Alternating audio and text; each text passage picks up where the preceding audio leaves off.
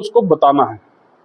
ठीक है, अभी हाल ही में क्या हुआ था कि अगर हम जलंधर से आगे जाते हैं तो जीआरसी आता है, जीआरसी के बाद चेड़ू आता है। ठीक है, तो एक ट्रेन आती है अमृतसर की तरफ से 8238, ऊपर से आती है 2238। तो ट्रेन आ रही थी जो मान लीजिए 2238 आ रही थी, उसने 8238 लिख लिया, आगे भी 8238 लिखवा दिया। ठीक है ना, उल्टा कर दिया नंबर। अब जिसके स्टेशन पर जो ट्रेन आनी है, पीछे वाले ने उसको बताया, उसको तो लगा यही आएगी। अब मान लो वो गाड़ी रन थ्रू है, जो गलत बताई है, जो एक्चुअल आ रही है उसको रुकना है, तो गड़बड़ हो जाएगी। तो उसके अंदर कितने यात्री बढ़े, मान लो आप किसी स्टेशन पे खड़े हो और आपके बच्चों का एग्जाम है या कल को मेडिकल टेस्ट, आपने अपॉइंटमेंट महीने से ले रखी है और ट्रेन आपकी मिस हो जाए तो क्या? समझे? ऐसे एक दो नहीं, सैकड़ों लोग होते हैं, उतरने वाले भी और चढ़ने वाले भी। तो इस चीज का विशेष ध्यान देना है। तो सावधानी हटी तो दुर्घटना घटी। वह हथौड़ी का आप एग्जाम्पल भी इधर उधर देखोगे, गलत करोगे तो हाथ में लग जाएगी। दूसरा, ब्लॉक। ब्लॉक बहुत ही इंपॉर्टेंट होता है। ठीक है, जब भी कोई स्टेशन मास्टर ब्लॉक देता है किसी पीडब्ल्यूआई को, किसी टीआरडी के बंदे को, किसी एसएमटी के बंदे को, तो हमने उसको जो ब्लॉक परमिशन मेमो देनी है उसके हाथ में, वो सबसे बाद में देनी है। जिसको हम अलाउ कर रहे हैं पहले सारा प्रोसीजर करेंगे, उसके बाद क्या करोगे आप? उसको अलाउ करोगे। जैसे कि एक स्टेशन मास्टर अगर ब्लॉक देता है तो कंट्रोल से बात करता है, नंबर लिखवाता है, अगल बगल के स्टेशनों से बात करता है, नंबर लिखवाता है। फिर उसको क्या करना होता है, उसकी एक ब्लॉक बुक होती है, उसमें मेमो लगाता है। ठीक है, एक आपका मान लो कि क्वेश्चन लगा है, तो क्वेश्चन के लिए क्या होता है, क्वेश्चन बोर्ड होता है, उस पर लिखता है, नोटिस स्टेशनों को लिखवाता है। ठीक है, कंट्रोल में लिखवाता है, तब जाके एंड में वो उसको अलाउ करेगा। है चाहे एसएमटी वाला, he should be the last person, जिसको आपने अलाउ करना है वो लास्ट पर्सन होना चाहिए। समझ गए एक चीज। दूसरी चीज, अगर टीआरडी का ब्लॉक हो रहा है, एवं जी साहब कहाँ पे, तो पावर ब्लॉक के अंदर जहां तक जिस स्टेशन तक बंद हो रहा है उसको पता होना चाहिए। और जब भी आप गाड़ी लेते हो पावर ब्लॉक के अंदर, तो उसकी ट्रैक्शन का पता करना है, डीजल है, इलेक्ट्रिक है, सिर्फ डीजल वाली ले सकते हो। तो कई जगह आया है, कई बार क्या होता है, आपकी ऐसी कोई साइडिंग होती है जो नॉन इलेक्ट्रीफाइड होगी ब्लॉक में, और गाड़ी आ रही है इलेक्ट्रिक से। अब आपका मेन जो स्टेशन है वो तो इलेक्ट्रीफाइड है, जो कोई साइडिंग है उसकी वो अच्छी कटी हुई है, और आपने गाड़ी घुसा दी उसकी इलेक्ट्रिक पावर वाली, नॉन इलेक्ट्रीफाइड, मतलब साइडिंग इज इलेक्ट्रीफाइड बट वो अंडर वो अच्छी ब्लॉक है, तो उसमें आपने साइडिंग में घुसा दी वो। या किसी किसी स्टेशन पर ऐसा भी हुआ है कि भी अभी इलेक्ट्रिक चार्ज नहीं किया है उस साइडिंग में, वहां घुसा दे। तो ये सारी चीजें ध्यान में रखनी है। हमने पहले भी ब्लॉक के भी फट्टे बनवा रखे हैं, वो अच्छी ब्लॉक के भी बना रखे हैं, वो सारे आपको यूज करने हैं। फेरूल जो होते हैं जिस पर्पज के लिए होते हैं वो आपको उसमें लगाना है। ठीक है, जो एसएस होते हैं स्टेशन के, उसकी ड्यूटी है कि अभी ब्लॉक हो गया, चलो जाकर चक्कर लगाते हैं, 5 मिनट बैठे हुए और वहां पर देखा कि आपने प्रोसीजर फॉलो कर लिया है कि नहीं किया। ठीक है, तो एक आपका जो टीएसआर है, टीएसआर के अंदर एंट्री, जब आप एंट्री प्रॉपर करोगे तो प्रोसीजर आपके दिमाग में रहेगा, तो आप उसको प्रॉपर करोगे। दूसरा आपका ब्लॉक का हो गया, फिर आपका टीआरडी ब्लॉक का हो गया। इसके बाद जैसे precaution to be taken for securing and unsecuring of a stable load. Load stabling के ऊपर पहले बहुत चर्चा हो चुकी है। जैसे अगर कोई गुड्स का लोड है तो उसको हम पहले जब भी रनिंग लाइन में लेंगे तो पहले फॉलिंग मार्क देखेंगे उसके क्लियर है कि नहीं क्लियर। सेम चीज अगर नॉन रनिंग लाइन भी है तब भी फॉलिंग मार्क क्लियर होने चाहिए। जो नॉन इंटरलॉक यार्ड है उसमें ज़्यादा इंपॉर्टेंट है। ज़्यादा इंपॉर्टेंट क्यों है? क्योंकि वो पैनल पे नहीं दिखता है, तो आपको फिजिकली देखना है। ठीक है, जो स्टेबलिंग रजिस्टर है, कई लोगों से मैंने सुना है भी कैसे स्टेबलिंग करोगे या कैसे स्टेबलिंग तोड़ोगे।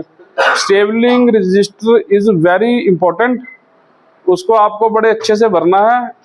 क्योंकि क्या होता है कि लोड आज स्टेबल हुआ है, 3 दिन बाद उसकी स्टेबलिंग हटनी है। तो जिस बंदे ने लोड स्टेबल किया था और जो बंदा खोल रहा है, वो दोनों टीमें अलग अलग होंगी कि नहीं होगी? तो जो आपने लिखा है वो तो उसी को सही समझेगा। पहली चीज तो क्या आपने सही लिखा है, दूसरी चीज जो स्टेबलिंग तोड़ रहा है क्या वो पढ़ रहा है उसको, और पढ़ने के बाद उसको अप्लाई कर रहा है कि नहीं कर रहा है। ठीक है, तो आपकी शुरुआत ही स्टेबलिंग रजिस्टर से होती है। फिर आपका T806 में शंटिंग ऑर्डर मान लो आप लिख देते हो डीजल पावर से इसको वो करना है, पावर नंबर नहीं लिखा और यार्ड में 4 पावरें खड़ी हैं, कौन सी डीजल पावर भी, कौन सी इलेक्ट्रिक पावर। अगर मोर देन 1 है देन आपको नंबर लिखना है। तीसरा, जितने लोग शंटिंग करने आ रहे हैं क्या वो उस पर साइन कर रहे हैं कि नहीं कर रहे हैं। अब मान लो 2 या 3 लोगों की टीम है, एक बंदे ने साइन कर दिया बाकियों ने साइन नहीं किया, तो क्या होगा?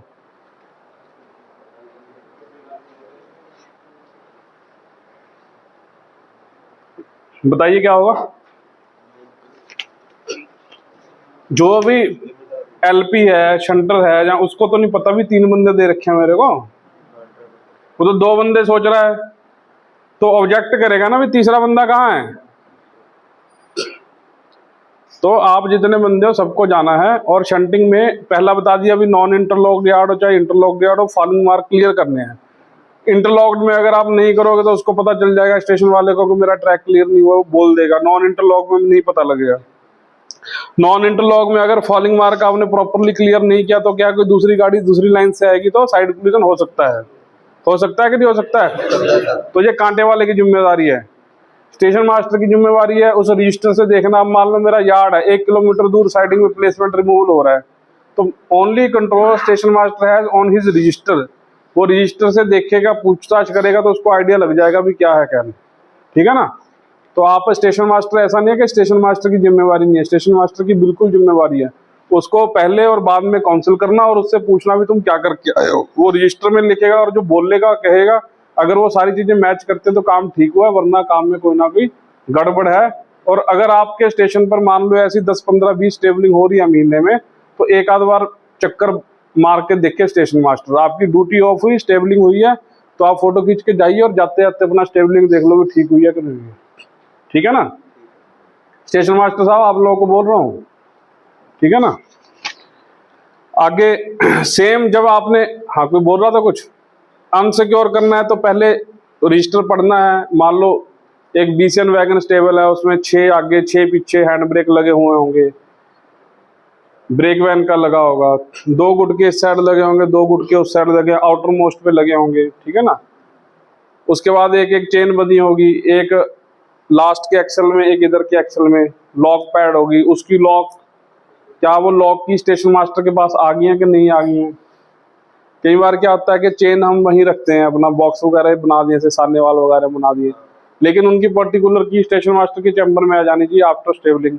पता लगा किसी ने वो खोल दी, कुछ कर दिया। ठीक है ना। तो वो चीज़ आपको सिक्योर करनी है।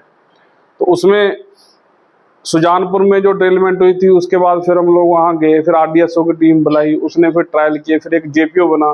उस जेपीओ में क्या दिया गया है कि सबसे पहले क्या शंटिंग ऑर्डर इशू हो गए, शंटिंग ऑर्डर के बाद आपकी पावर आएगी, पावर को लगाने से पहले 20 मीटर आप रोकोगे, फिर धीरे धीरे लाओगे, उसको कपल करोगे, एफपी लगाओगे, बीपी लगाओगे, प्रेशर बनाओगे, एंगल को खोल के प्रेशर पीछे तक जाएगा। प्रेशर बनाने के बाद उसकी कंटिन्यूटी होगी, पीछे से 1.5 kg अपना प्रेशर ड्रॉप करके आगे उसके बातचीत करके भी ड्रॉप हो रहा है कि नहीं हो रहा है। उसका पर्पज क्या है कि इन केस अगर गाड़ी में ब्रेक हमने लगाने हैं तो लगेंगे कि नहीं लगेंगे।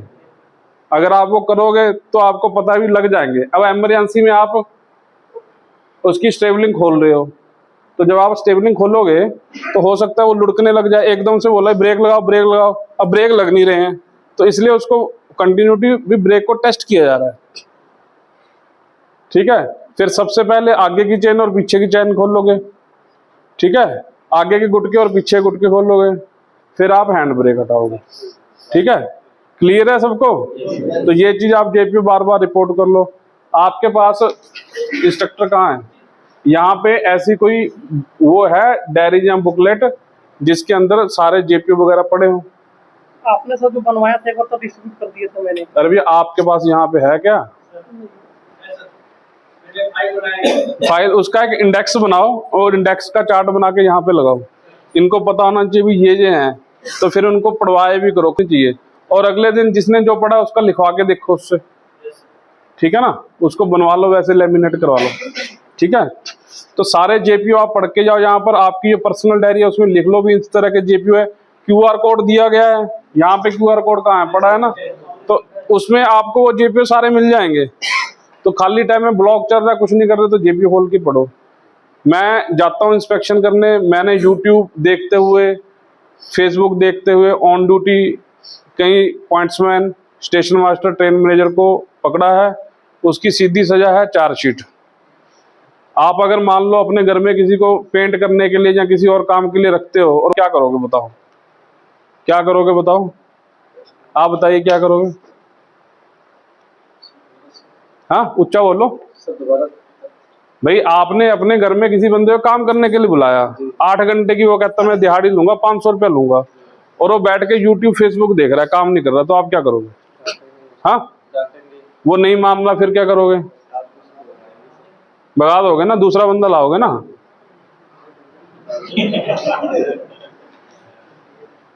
तो जो चीज हम बाकियों के साथ करते हैं, जो समाज में जो रूल है, अब आपने बच्चा ट्यूशन पे भेजा, उसने, टीचर ने काम दे दिया आपके बच्चों को, और खुद यूट्यूब पे लगी, दोबारा भेजोगे उसके पास?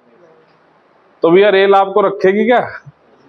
तो भैया सबको ड्यूटी के ऊपर ड्यूटी, सरकार हमें सैलरी देती है। आप अगर अपनी स्किल के अंदर कोई एडवांसमेंट कर रहे हो, कर्म योगी देखो, ठीक है ना। उसके बाद आप ये क्यूआर कोड, ये पढ़ाई कर लो, कोई इंग्लिश की पढ़ाई करनी है वो कर लो, कोई स्किल होनी चाहिए, हमें भी अच्छा लगे भी हमारा बंदा कोई अच्छा काम कर रहा है। आपको ज्ञान होगा तो रेल की वृद्धि करोगे। लेकिन कोई भी अगर इस तरीके का सोशल मीडिया देखता हुआ, गाने रील देखता हुआ पकड़ा गया, तो उसकी सजा क्या है बताओ आप? चार्जशीट है, ठीक है ना। तो चार्जशीट से आपका भी नुकसान होगा, आपकी फैमिली का भी नुकसान होगा, आपके बच्चों का भी नुकसान होगा, ठीक है ना। तो हम देना नहीं चाहते, लेकिन इन दी लार्जर पब्लिक इंटरेस्ट, इन दी लार्जर रेलवे इंटरेस्ट, इन दी लार्जर जो आपके इंटरेस्ट में, आज आप छोटी गलती कर रहे हो, कल को फिर बड़ी गलती करोगे, उसकी आदत पड़ जाएगी। आप पता लगा यार्ड में देख रहे हो, कहीं इंजन से टकरा गए, किसी उससे टकरा गए, ठीक है ना, तो आपका भी उसमें भलाई है। तो ये चीज आपको नहीं करनी है, समझ के? एग्री करते हो मुझसे कि नहीं? किसी का कोई डिफरेंस ऑफ ओपिनियन? एग्री करते हो? अब ये चीज एस्टेब्लिश होगी ना, बाकी आप करोगे तो उसके, मैं आपके साथ हूँ, ठीक है, बैठो। स्टेशन, अभी हाल फिलहाल में पार्सल की लोडिंग में फायर इंसिडेंट्स हुए हैं। आपको फायर एक्सटिंग्विशर चलाना आना चाहिए, ठीक है ना, कैसे उसको यूज करना है, क्या डायरेक्शन रखनी है, उसकी एक लाइव डेमोन्स्ट्रेशन आपको यहाँ पर करवाई जाएगी। रखा हुआ है ना फायर एफसी वगैरह, इनको करवाना सीखना है कि पोजीशन क्या होनी चाहिए, उसको ऐसे ऐसे करना है, ठीक है, हिलाना है। बहुत सी बार देखा गया वो सीधा ले आते ही ऐसे करेंगे, सील खोलेंगे, ऐसे करेंगे, तो हिलाया है नहीं पहले, ठीक है ना। अभी एफसी कई स्टेशन मास्टरों को बोल रहा हूँ कि खराब भी आ रहे हैं, तो उसको अभी तक तो स्टेशनों से ही भरे जा रहे हैं, तो इसका कुछ देखते हैं, अभी सेंट्रलाइज हो जाए। तो कहीं एफसी की जो क्वालिटी है बड़ी खराब है, उसको भी हमें देखना पड़ेगा, ठीक है ना। जब एक स्टेशन से कोई ट्रेन पासिंग ड्यूटी पॉइंट्समैन करता है या गेटमैन करता है, बड़े ध्यान से करना है इस चीज को। अब एक स्टेशन पर ट्रेन मैनेजर, वो स्टेशन मास्टर गाड़ी को रात को ट्रेन पास करवा रहा है, दूसरी साइड से किसको करवाना है? पॉइंट्समैन को। ट्रेन पास कर गई, ट्रेन पास करने में यहाँ स्टेशन मास्टर सामने कौन आना चाहिए? पॉइंट्समैन। पॉइंट्समैन वहां पे है नहीं। पॉइंट्समैन कहाँ सो रहा है? आईपीएस रूम में। हमारे डिवीजन की घटना है, ठीक है। तो स्टेशन मास्टर ने 2-3 गाड़ियां पास करवा दी, पॉइंट्समैन वहां पे है नहीं, तो गलती किसकी है? पॉइंट्समैन की कि स्टेशन मास्टर की? ठीक है, ज्यादा गलती किसकी है? कैसे है बताओ आप? हाँ, अभी आप यहाँ पे हो, ठीक है, आपका मैं लेक्चर ले रहा हूँ, आप यहाँ सो जाओ, आप सो जाओगे यहाँ पे? हाँ, आप बगल वाले कमरे में जाके सो जाओगे, वहां सो जाओगे, क्यों? रीजन? आप सोना चाहते हो यार। आपने मान लिया कि अगर मान लो पॉइंट्समैन ये सोचता कि ये तो आप मान रहे हैं, उसकी जगह वो पॉइंट्समैन आज यहाँ बैठा है, वो जाके सो जाएगा वहां साइड में? अगर सोएगा तो क्या होगा? चार्जशीट कैसे मिलेगी? अगर उसको कोई बोलेगा तभी है ना। हाँ, मैं वही आपको वही कहना चाह रहा हूँ। अभी अगर स्टेशन मास्टर जब पहली बार नहीं मिला तब उसका कंट्रोल में मैसेज लिखते, टीआई को बताते, उसको पता करते भी कहाँ पर है वो, तो क्या वो सो पाएगा? आप लोगों की अटेंडेंस होती है, आपसे पूछा जाता है, अगर अटेंडेंस लेनी छोड़ दें, पूछना छोड़ दें, तो आप अपनी मनमर्जी करोगे नहीं करोगे? Not as an individual, you in general. आदमी का स्वभाव है ना। मूवी देखी है ना, उसमें वो अपना कहते हैं चोरी कर लेता है, उसके पुलिस भाग जाती है, फिर वो क्या करता है कि उसी में से कुछ पैसे अपना लेता है और एक बिल्डिंग से फेंक देता है, तो हजारों लोग उसको इकट्ठा करने के लिए आते हैं। तो वो that is the human psychology कि अगर फ्री में ऐसे पैसा आएगा तो लोग इकट्ठे हो जाएंगे, तो पुलिस वाले उसी में फंस जाते हैं। तो ह्यूमन साइकोलॉजी है कि भी आप रूल को नहीं फॉलो करेंगे, ये एक साइकोलॉजी है। उसको फॉलो करवाना किसने है? जो उसके ऊपर इंचार्ज है। तो ये बताना चाहता हूँ कि भी senior DM G, am DM तो फील्ड में हर जगह है नहीं है ना। तो हर जगह कौन है? तो स्टेशन मास्टर अगर मौके पर कहेगा तो वो चीज नहीं होगी। इसलिए आपको मैं ये समझाना चाहता हूँ, आपको एक्शन उसी मौके पे लेना है। मान लो पीछे डेड एंड है, वो ओवर स्पीडिंग कर रहा है, उसी टाइम रुकवाना। भैया ओवर स्पीडिंग नहीं चलेगी यहाँ पे। आपके यार्ड मास्टर को भी हम शंटिंग नहीं करेंगे, ये तो ओवर स्पीडिंग कर रहा है। आपको पता है बैक 8 km/h से करते हैं, ये 11, 12, 13 पे करता है। मना करोगे ना? या आप मना करोगे, काम रोकोगे तो काम हाईलाइट में मना क्यों कर रहे हैं? आप भी देखो कोई दिक्कत नहीं है, काम हम 15 मिनट एक्स्ट्रा कर भी देंगे, लेकिन हम अनसेफ नहीं करेंगे, वो 1 मिनट भी नहीं करेंगे हम। रोकोगे तो रिपोर्ट होगा। कोई अधिकारी कहता है कि ओवर स्पीड में शंटिंग कर दो, थोड़ा जल्दी कर दो, कोई दिक्कत नहीं है? नहीं कहता ना। तो फिर वो शंटर क्यों कर रहा है? उसका क्या इंटरेस्ट है? इसका मतलब वो नेग्लिजेंट है। अगर आप उसको नहीं रोक रहे, मौके पर पॉइंट्समैन है, तो आपकी गलती है। वो तो कर रहा है, आपके पास रोकने की पावर है, आप लाल झंडी दिखाओगे कैसे चल देगा? एक शंटर आपके सिग्नल के बिना चल सकता है? बताओ, चल के दिखाए तो पावर आपके पास है, सिर्फ उसके पास है। तो पॉइंट्समैन बहुत पावरफुल है। पॉइंट्समैन के बिना ना लोको हिल सकता है, ना वो हिल सकता है, ठीक है ना। तो अगर कोई गलत कर रहा है तो उसको रोकना हमारी जिम्मेवारी है। अगर हम नहीं रोक रहे हैं तो हम भी उसके भागीदार हो गए, ठीक है। बैठो। तो जब ट्रेन कोई पास होती है, उसमें फ्लैट टायर है, गरम दुरा है, हैंगिंग पार्ट है, ठीक है ना। ये सब लोग आप लोग को बताते होंगे फ्लैट टायर क्या है, गरम दुरा क्या है, हैंगिंग पार्ट क्या है। ऐसा कोई दुर्गंध आ रही हो, स्मोक दिख रही हो, ठीक है, एबनॉर्मल साउंड हो, जैसे मान लो अभी जाड़ा आएगा, तो जाड़े में क्या होगा? फॉग होगी ना। तो फॉग में आपको वो तो रेक तो दिख नहीं रहा, इतनी डेंस फॉग हो जाते भी रेक नहीं दिखता, विजिबिलिटी उतनी क्लियर नहीं होती है। तो एबनॉर्मल साउंड, कान अपने चुकन्ने रखो। अभी सेफ्टी वालों ने लगाए हैं ना आपके यहाँ पर पोस्टर, उसमें कान, नाक वगैरह सब, आंखें सब दिखा रखी है। तो आपको कानों से सुनना है और नाक से सूंघना है, क्योंकि उस टाइम क्या उतना जल्दी दिखेगा नहीं। तो एक बंदा आप में से फ्लैट टायर बताओ भी क्या होता है, कोई भी पॉइंट्समैन, फ्लैट टायर क्या होता है? ऊंची देने बताना, सबको सुनाई दे।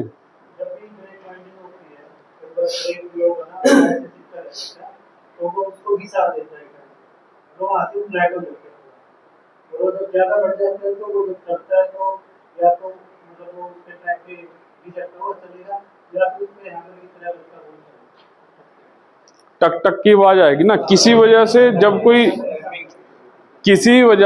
भी कोई चक्का एक जगह से ज्यादा घिस जाता है, तो जब वो चलता है तो टक टक की आवाज आती है, ठीक है। जब भी वो घिसा हुआ पार्ट रेल के टच में आएगा तो टक की आवाज करेगा, तो उसको फ्लैट टायर बोलते हैं।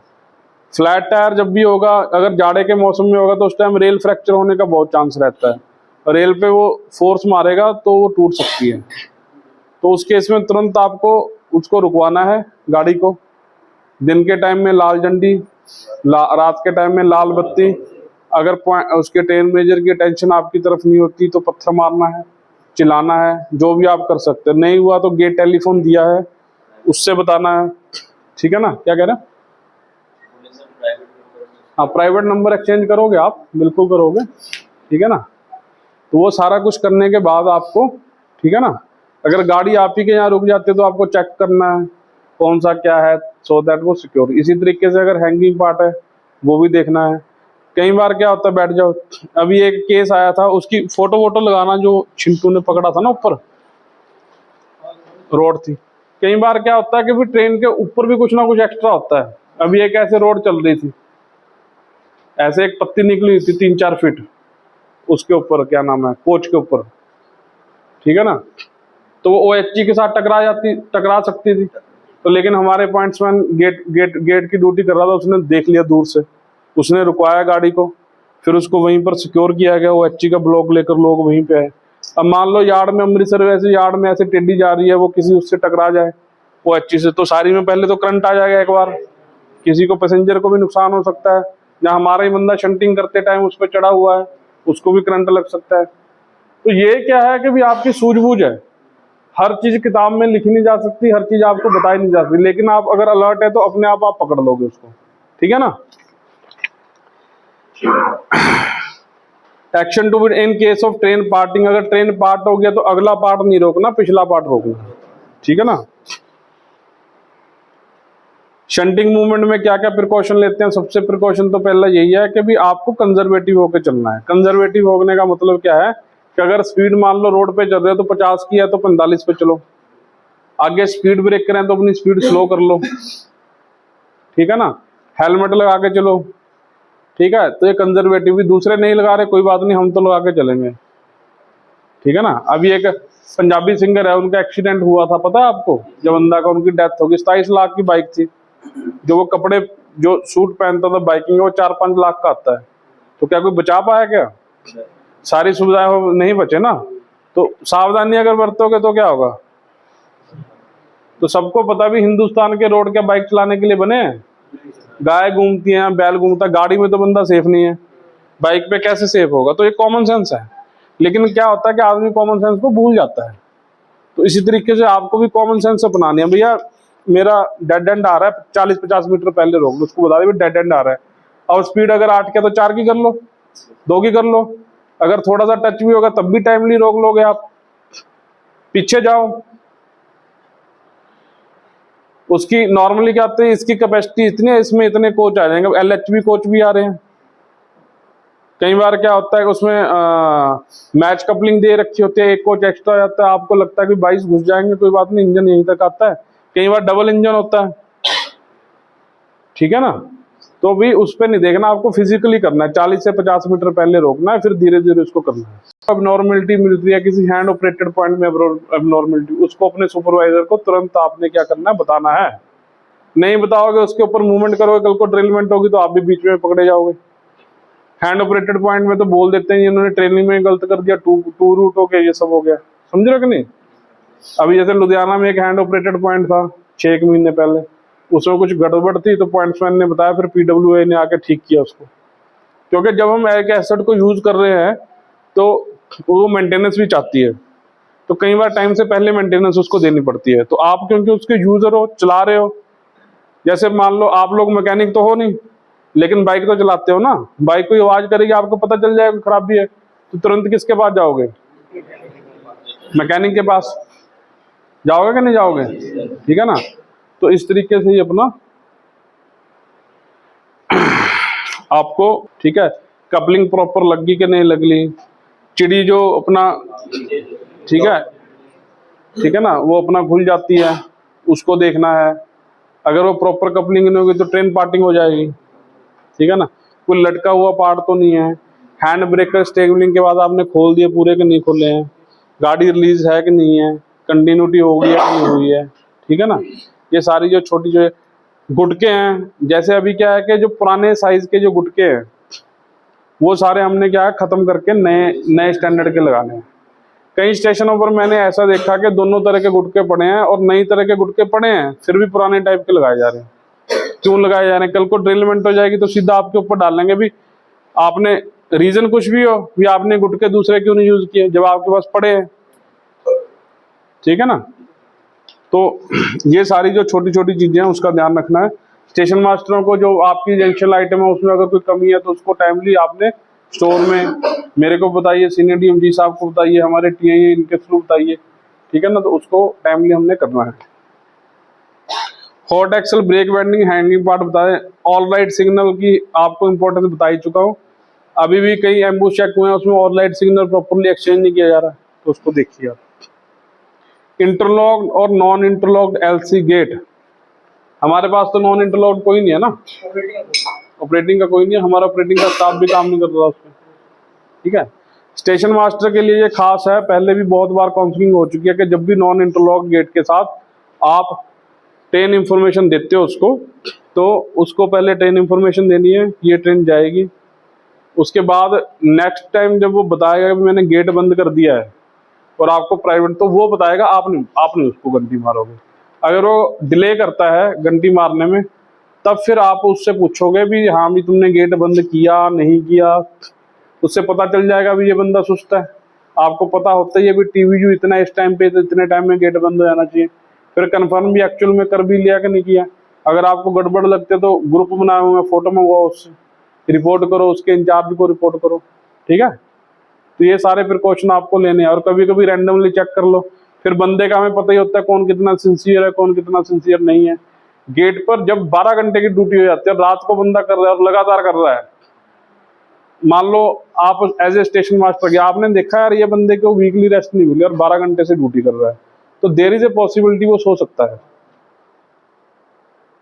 तो आप उसके अपने टीआई को भी बताओ और इंचार्ज को भी बताओ भी इसको रेस्ट तो दिलवा दो, लगातार नाइट कर रहा है 12-12 घंटे की, है ना। थोड़ा सा ये सिम्टम होते हैं भी, इससे प्रॉब्लम क्रिएट हो सकती है। अगर आपने तुरंत उसने बैक कॉल करके बोला कर लिया, ये नंबर कर लो, तो इसका मतलब वो गेट पे गया नहीं। और जो टाइम डालते हो आप, वो टाइम सीक्वेंस में मत डालो भी ऐसे होता है, ऐसे होता है, तो कोई गलत कर रहा है तो हम भी आगे गलत थोड़ी करोगे। सब लोग पढ़े लिखे हैं, तो जो उसके हिसाब से करेंगे जो एक्चुअल है। आपकी घड़ियों का मिलान और उसके